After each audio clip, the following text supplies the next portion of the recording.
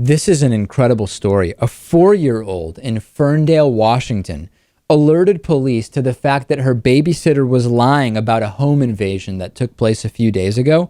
Milwaukee's WITI reported that Abby Dean's 17-year-old babysitter came up with this plan to steal a whole bunch of stuff from the Dean household, okay? And after this happened, she went to the police and she said, these armed black men came into the house.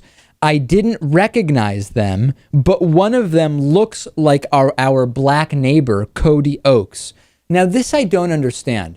If these armed, black, dangerous men that came in to rob you were not people you recognized, how did one of them look like the black next door neighbor? Do you understand that, Lewis? I don't get it at all. Tim, if I were a police officer, that would be the first red flag. Never seen these dangerous black men before. One of them looked just like that guy next door.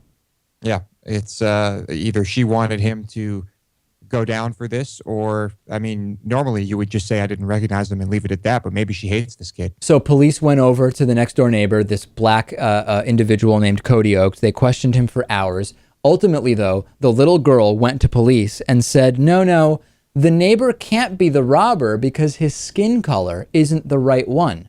Police thought this was a little weird. They called the babysitter. The babysitter broke down. They said it was her own boyfriend.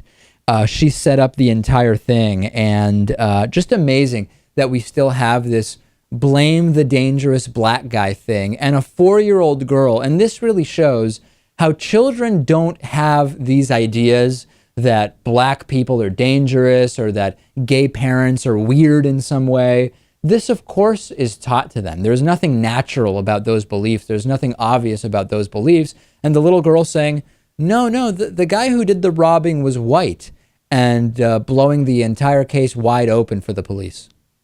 Right. And perhaps if the girl didn't break down, things might have stayed the same, and they would have been caught. But I guess maybe she had, a cloudy conscience. I thought it would be funny to apply the same logic to this that Christians are applying to saying they are being discriminated against by not being allowed to discriminate against gay people, which is, look at this situation, Lewis. A white person can't even blame minorities and get away with it anymore. This is clearly an attack on white people.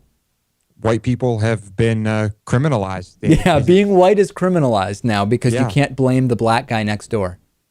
What a terrible disaster. Okay, next, Wayne Allen Root, former Libertarian vice presidential nominee, will talk about the minimum wage with me. I wonder if he will present any actual facts in his argument. Let's try to look for those pesky facts and see if he mentions any.